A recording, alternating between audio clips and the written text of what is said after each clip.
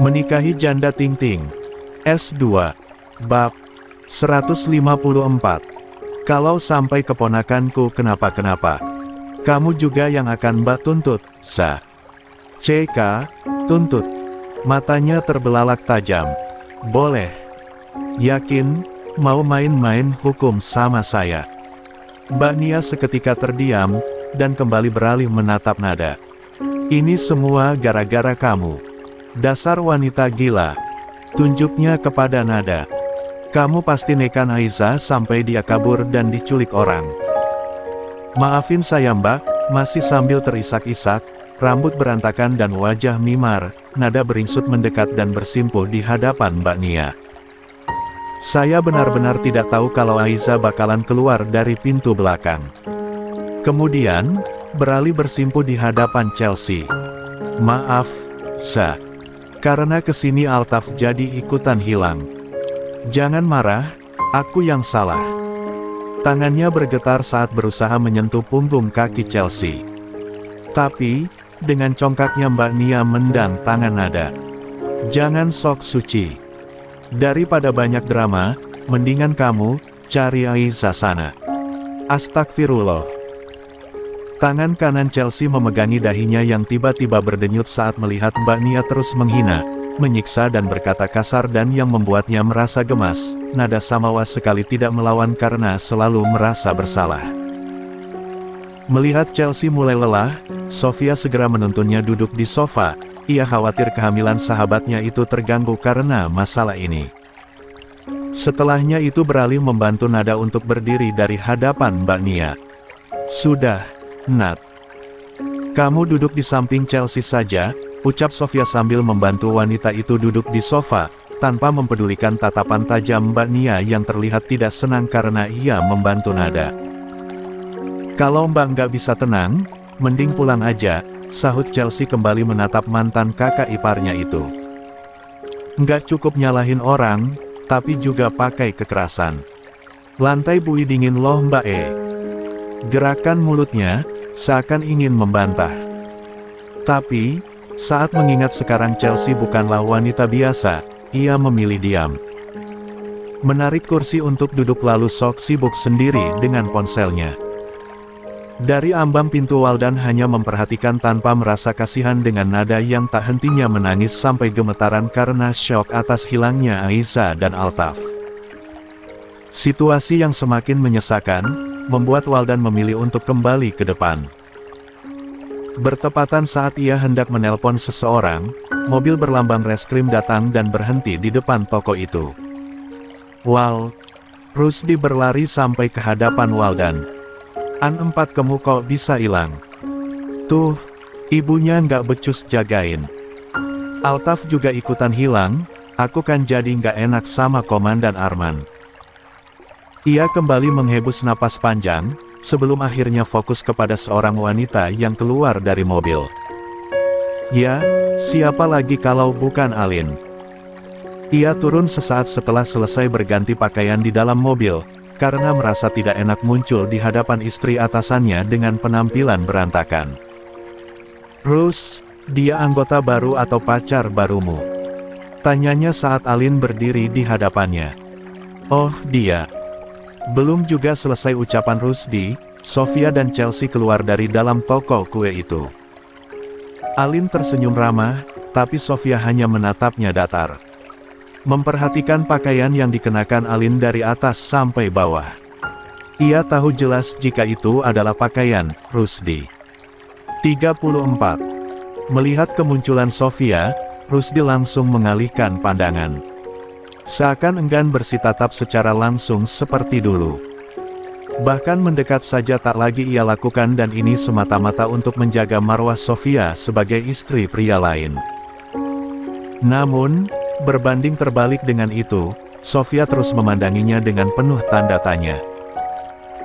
Kenapa wanita itu memakai pakaian Rusdi? Kenapa mereka bisa datang berdua dan kenapa sikap Rusdi sangat berubah, tidak seasik dulu, saat bertemu dengannya. Alin yang tak tahu apapun tentang kisah percintaan komandannya, beranjak tanpa ragu. mendekat dan langsung memberikan hormat kepada Chelsea selaku istri dari pimpinan tertinggi di kepolisian resor. Begitu juga dengan Rusdi yang ikut mendekat dan memberikan hormat kepada Chelsea. Sepintas, ia tersenyum singkat kepada Sofia sebagai bentuk formalitas saja. "Makasih kalian sudah datang," ucap Chelsea yang masih lemas, efek kehamilan yang semakin membesar dan kondisi yang tak stabil. "Oh, ya, kalian belum bilang ke Mas Arman, kan?" Dek. Ekspresi wajah mereka kompak berubah kaget saat mendengar pertanyaan Chelsea. Saling menoleh menatap, dan akhirnya saling menunjuk satu sama lain. "Alin yang ngasih tahu." "Komandan yang nyuruh," sahut Alin tak mau kalah. "Saya cuma nelpon dan dia yang ngomong sama Pak Arman." "Duh, saya lupa koordinasi sama kalian, jangan kasih tahu Mas Arman dulu." Chelsea kembali memijati pelipisnya. Ini juga belum tahu pasti, Altaf dan Aiza hilang atau diculik orang. "Bu Chelsea tenang saja," Alin berusaha menenangkan lalu tanpa ragu merangkul pundak Rusdi dengan kaki yang sedikit menjinjit. "Saya dan komandan yang bakalan nyari sampai ketemu." Dengan polosnya Alin menoleh menatap Rusdi. "Ya kan, dan." Rusdi sempat terpaku, karena aksi Alin yang merangkulnya di hadapan Sofia. Namun, pada akhirnya ia mengangguk pelan dan melepaskan tangan Alin dari pundaknya. Tak lama, mobil lain datang. Berhenti tepat di hadapan mereka. Melirik mobil berplat khusus itu, Chelsea langsung berpegang di lengan Sofia. Ia benar-benar takut Arman akan marah karena kelalaiannya. Rusdi, Alin dan Waldan langsung menghadap dan memberi hormat saat Arman turun dari mobil. Terlibat pria itu datang sendirian, karena tak ingin hilangnya Altaf ini diketahui media dan akhirnya meninggal kehebohan lagi. Seperti biasa, Arman hanya fokus pada Chelsea. Berjalan melewati Rusdi, Alin dan Waldan yang masih di posisi hormat kepadanya. Ia tahu, Chelsea pasti sangat syok, merasa bersalah dan sedih. Hal pertama yang ia lakukan saat sampai di hadapan sang istri tercinta adalah memeluk dan menepuk-nepuk punggungnya, pelan. "Tenang dulu, Altaf pasti baik-baik saja." Chelsea membalas pelukan itu, dan akhirnya bisa merasakan sedikit lega dan tenang. Ia pikir, Arman akan marah dan berubah menjadi pemarah seiring waktu pernikahan mereka, tapi nyatanya pria itu tetap sama seperti dulu. Sebesar apapun kesalahan yang dilakukan dan seceroboh apapun istrinya, Arman selalu menjadi yang pertama datang, memeluk dan menenangkan. Sebagaimana janjinya, melamar Chelsea sebagai istri. 35. Pemandangan itu, membuat Waldan menghembus napas panjang seraya menundukkan kepala. Dengan mata kepalanya sendiri, ia bisa melihat perbedaan sikapnya dan Arman. Merasa tertampar karena saat dihadapkan pada masalah, Arman sangat tenang sementara dirinya malah menyalahkan nada dan membiarkannya dicaci maki Mbak Nia. Setelah dirasa sudah lebih tenang, Arman membawa Chelsea kembali ke mobil bersama Sofia. Kemudian beralih mendekati Rusdi, Alin dan Waldan untuk berkoordinasi melakukan pencarian. Berbanding terbalik dengan kepanikan semua orang, saat ini Altaf dan Aiza menyelinap masuk ke truk pengantar air dan akhirnya sampai di taman kota yang cukup jauh dari rumah. "Ternyata kabur itu capek ya," ungkap Altaf sambil mengibas-ngibaskan telapak tangannya. "Nggak ada AC, panas, nggak ada bodyguard. Mana nggak bawa duit? Ai bawa." Lagi-lagi ia menunjukkan uang di tas jinjingnya. "Jajan yuk, Al. Beli burger di sana tuh." "Cukup." "Nggak tahu." Bola matanya bergerak ke atas, mencoba berpikir keras, lalu kembali menatap Altaf. "Coba kamu yang hitung, kira-kira cukup nggak uang segini untuk seminggu?" Kedua sisi bahu Altaf terangkat, lalu menggeleng. "Al nggak biasa belanja pakai cash. Kemana-mana yang bayarin bodyguard ayah. Mana Al tahu?" "Huf, gimana dong? Aiza menggedarkan pandangan hingga akhirnya tertuju kepada bocah seusianya yang sedang mengemis di sekitaran taman kota. Al, lihat deh, mereka dikasih uang banyak. Ngemis yuk. What? Mulutnya menganga lebar. No, Al nggak mau ngemis. Kata bunda, selama badan sehat, nggak boleh minta-minta, harus kerja. Tapi kerja apa? Nggak tahu. Kita cari aja.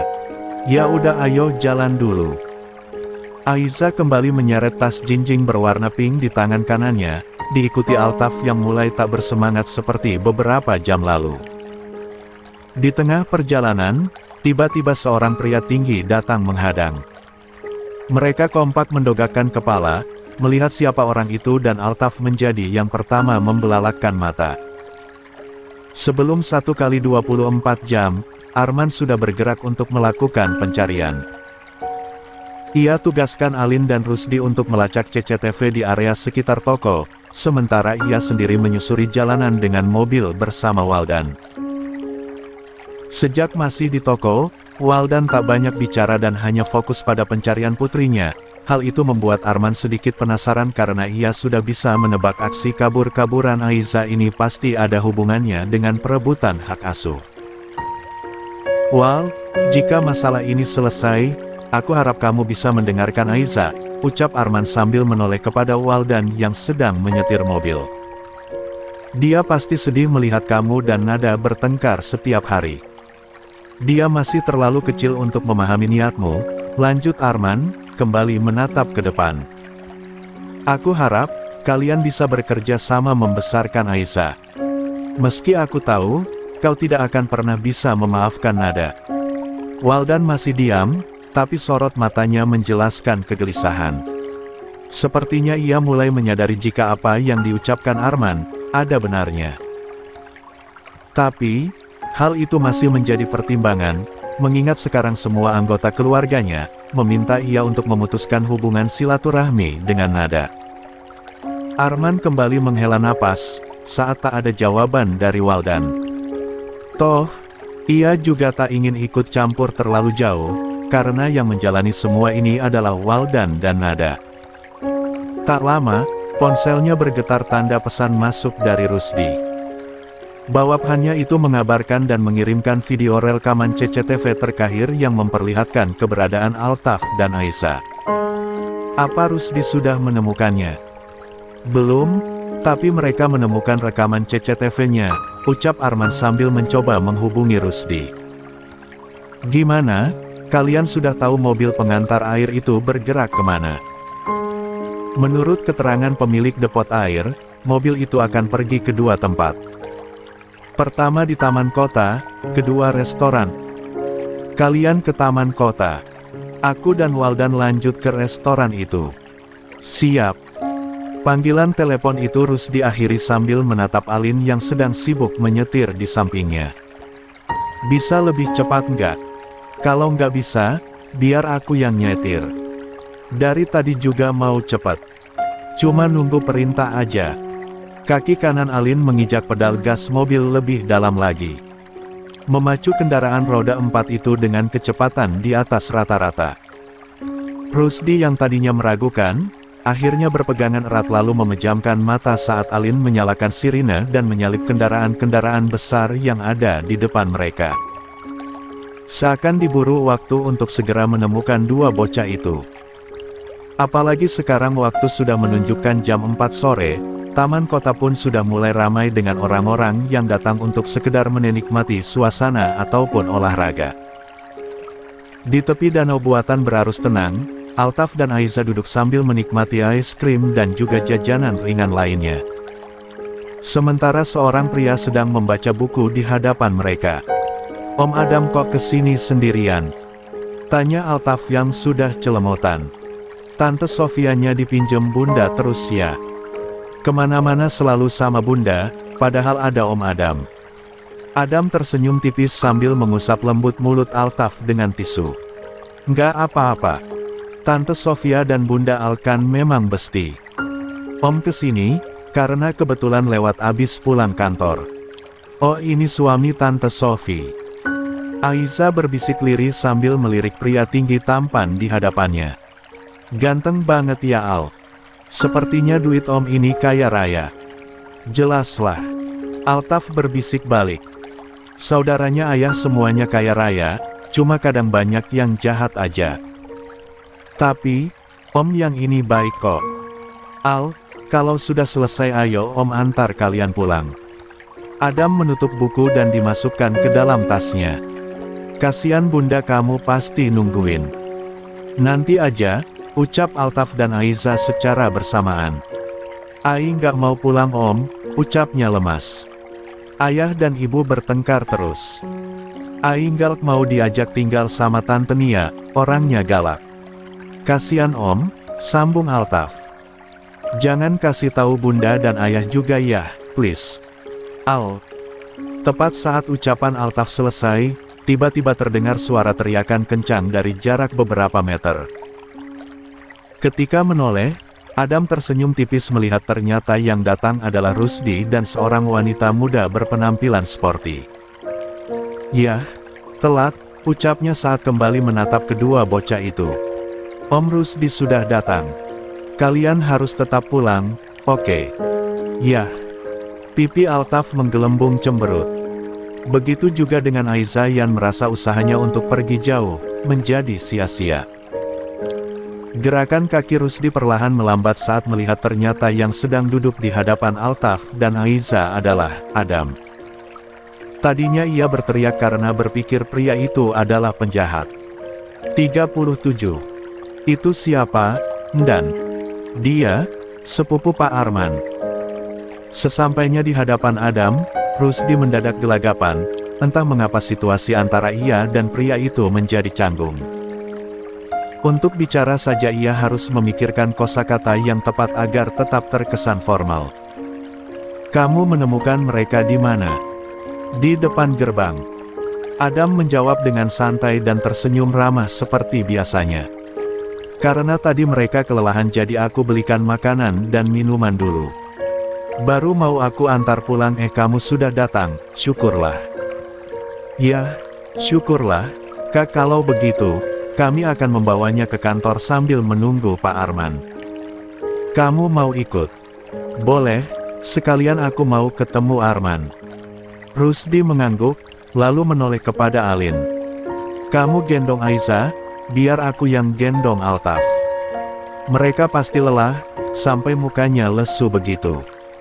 Alin terkekeh melihat Aiza dan Altaf yang sama sekali tidak mau menatap mereka. Seperti sedang ngambek karena aksi mereka diketahui dengan cepat. Sesampainya di kantor, Aiza dan Altaf langsung dibawa ke ruang kerja Rusdi sambil menunggu Arman dan yang lainnya datang untuk menjemput. Setelah merasa aman, Rusdi meninggalkan dua bocah itu bersama beberapa orang petugas yang berjaga. Turun ke bawah untuk menemui Alin yang sedang beristirahat di pantry. Lin, buatin kopi. Buat berapa orang? Cepat-cepat ia berdiri sambil menghabiskan sisa minumannya. Untuk. Ucapannya mendadak terhenti saat melihat Adam berjalan ke arahnya.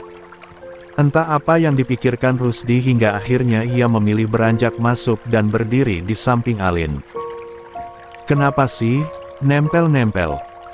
Alin hendak menjauh, tapi Rusdi malah merangkulnya. Bantu aku sedikit, bisik Rusdi dan detik berikutnya Adam tiba-tiba muncul dan berdiri di ambang pintu pantry. Hei, Dam. Aku pikir kamu di kantor sebelah. Aku berencana mau pulang.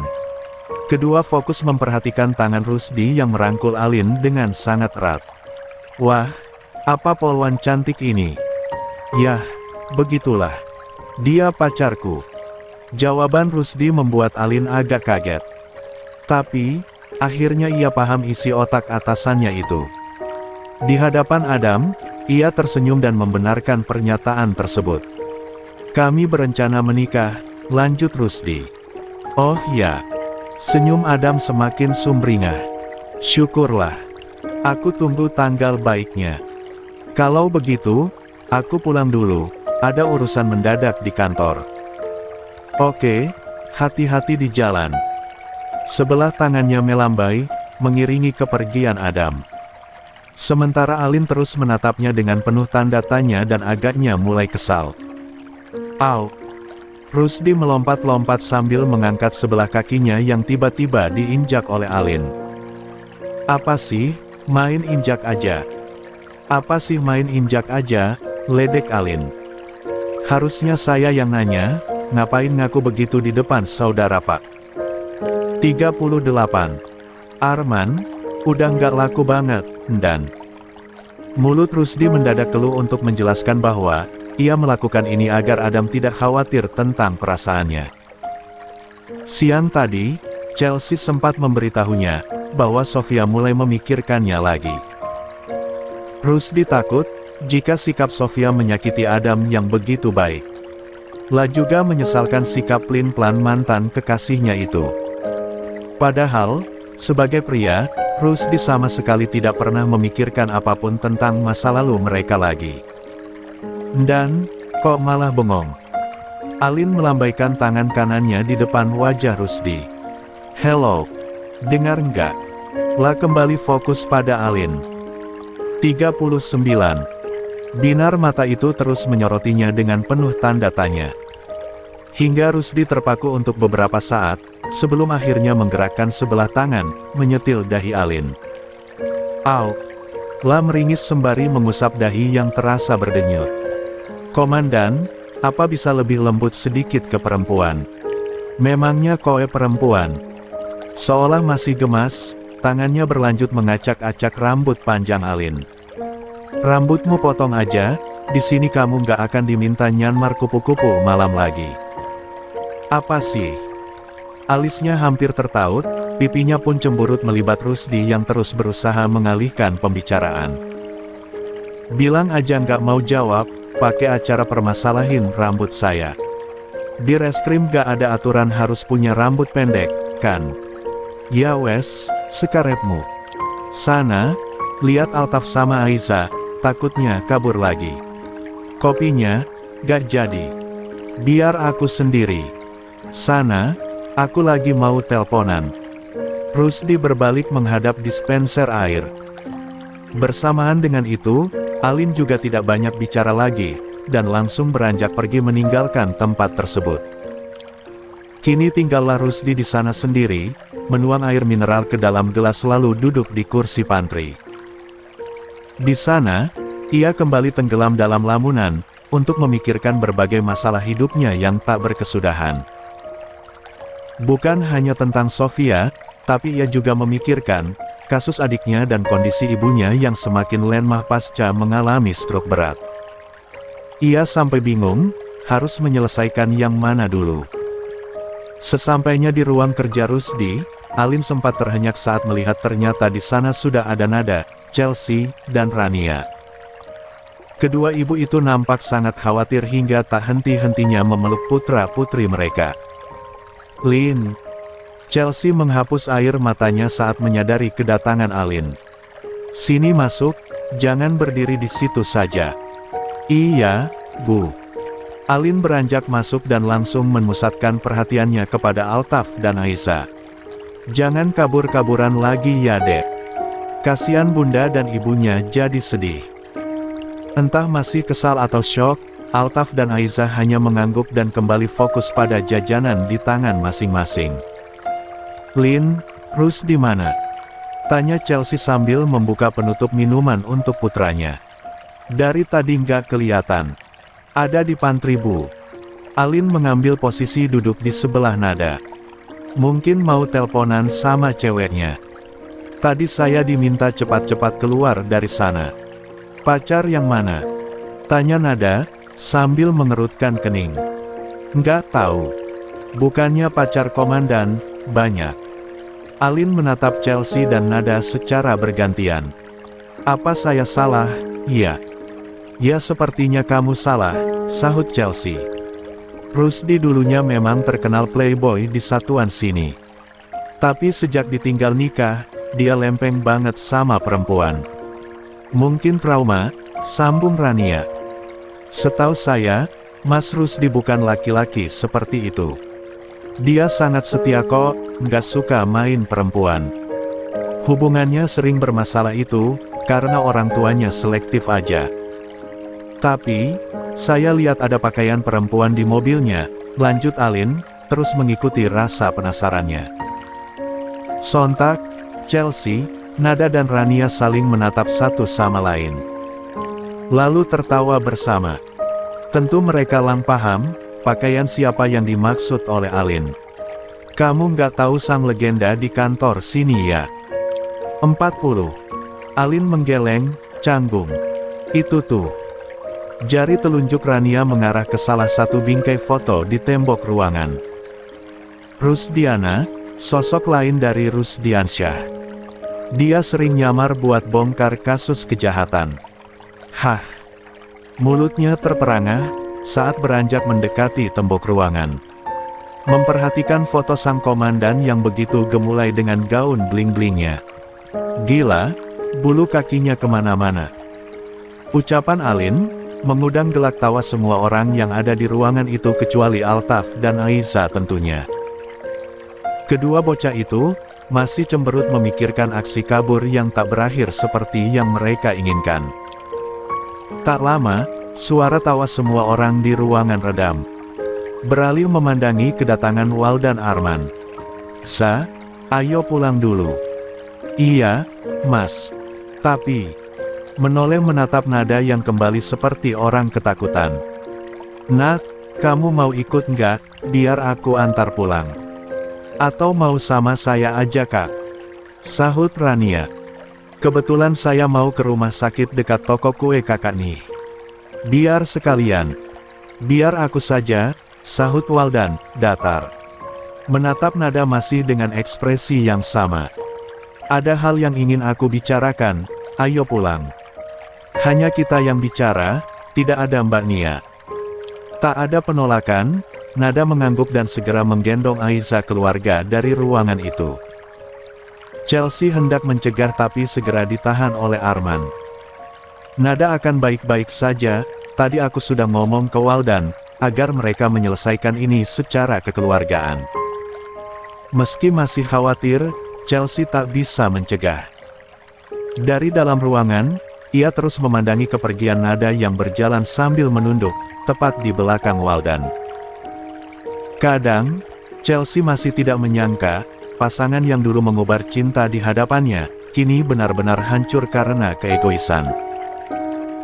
Meski dulu ia sangat marah dan menunggu karma Allah, tapi saat melihat kondisi Nada seperti sekarang, hati nuraninya benar-benar meronta untuk memberikan perlindungan.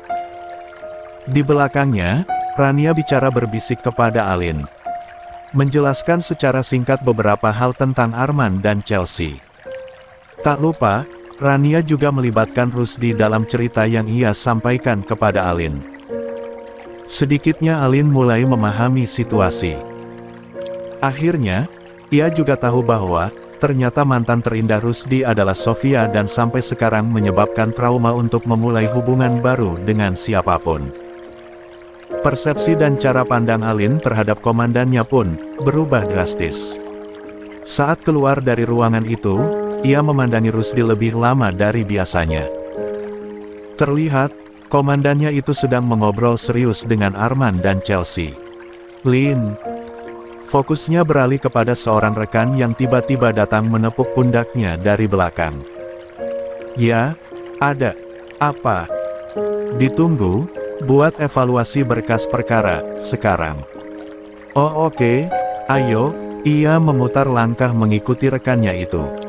Tapi, sesekali masih menoleh ke belakang. Entah mengapa ia merasa penasaran tentang ekspresi sendu Rusdi saat sedang bicara dengan Chelsea dan Arman. Waktu yang menunjukkan jam 7, Adam yang baru saja pulang ke rumah, mendapati istrinya baru selesai melaksanakan salat maghrib di kamar mereka. 41. Tadi Chelsea bilang, kamu yang nemuin Altaf dan Aiza. La berdiri mendekati suaminya, sambil membuka mukena yang ia kenakan. Kebetulan ketemu. Diletakkannya tas kerja di atas meja. Dilanjutkan membuka dasi sambil menoleh kepada Sofia.